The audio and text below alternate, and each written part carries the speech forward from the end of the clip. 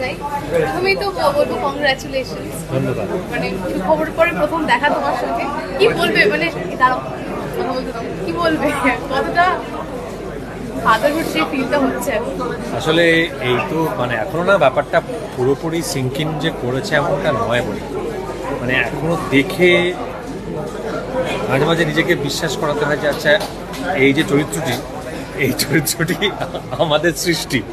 হ্যাঁ, এই যে ছোট্ট একটা এইটুকু চরিত্র, তো খুবই ওভারওয়েলমিং একটা ফিলিং।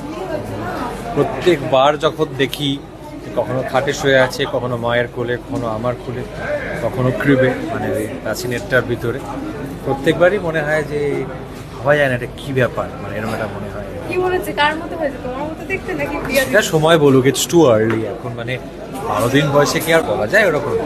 হাত পাগুলো আমার মতো হয়েছে, লম্বা লম্বা, এটুকু বুঝতে পারছি। আচ্ছা, রাত জাগাচ্ছে? হ্যাঁ, মানে আমার ইউজুয়ালি এক রাতে এই এক ঘুমে রাত কাবার করার অভ্যেস আমার, সেইটা আর হচ্ছে না। বাড়তিনে উঠি রাত্রিবেলা, মাঝরাত্রে, বিভিন্ন সময়ে বিভিন্ন ফেজে।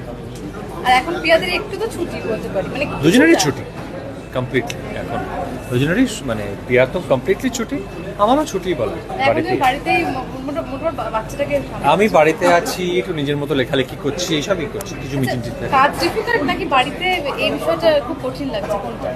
আমি তো প্রচণ্ড কাজ করা একটা মানুষ, মানে কাজ ছাড়া থাকতে না পারা একটা মানুষ, তার ফলে আমার পক্ষে এই জীবনটা একটু কঠিন মনে হয় কম্প্যারেটিভলি, বিশেষ করে প্রথম কয়েকটা দিন। আস্তে আস্তে অভ্যেস হয়ে গেলে তারপর ঠিকই।